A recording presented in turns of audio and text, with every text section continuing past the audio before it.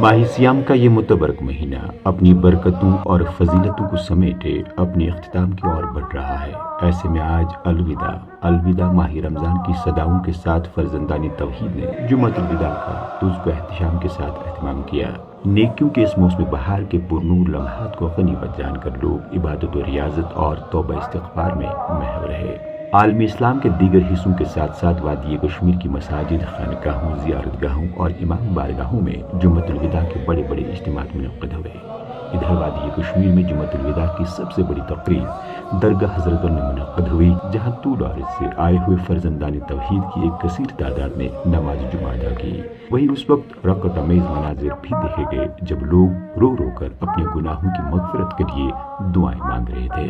یہ سب سے بڑی خوشی ہے کہ مسلمانوں کو شب قدر آنے والا ہے اور جمعہ آنے والا، یہ جس کی نماز میں ہم شمولیت کیا، یہ سب سے بڑی ہمارے لیے آج امید ہے کہ آج ہمارا دعا قبول ہو جائیں گے انشاءاللہ۔ آج بوز امید ونکس آخر جمعہ شب قدر عید الفطر، اللہ تعالیٰ کر حل مشکل۔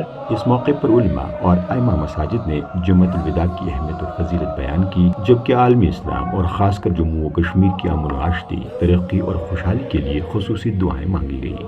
لوگوں نے اپنی زبان پر شکوہ کرتے ہوئے کہا کہ پتہ نہیں کہ آئندہ رمضان ان کی زندگی میں آئے بھی یا نہیں، اس لیے نیکیوں کو سمیٹے اور اللہ تبارک و تعالیٰ کے قرب کو حاصل کرنے کی تگدو اور جستجو میں لگے ہوئے ہیں۔ آخر جمعہ یس میں کائنات واتان، یس ثواب یتی تمام مسجدوں کھت ثواب یتی یا جامع مسجد۔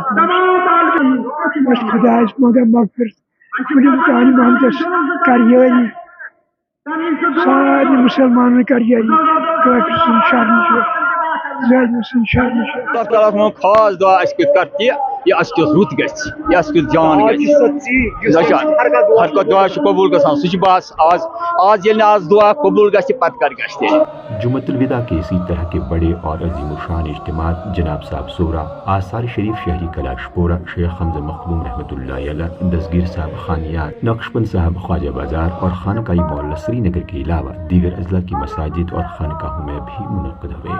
البتہ اس بیچ آج مرکزی جامع مسجد سری نگر میں خاموشی چھائی رہی، کیونکہ انتظامیہ کی جانب سے جمعۃ الوداع کا اجتماع جامعہ میں منعقد کرنے کی اجازت نہیں دی گئی، جبکہ میر وائز مولوی محمد عمر فاروق بھی گھر پر نظر بند رہے۔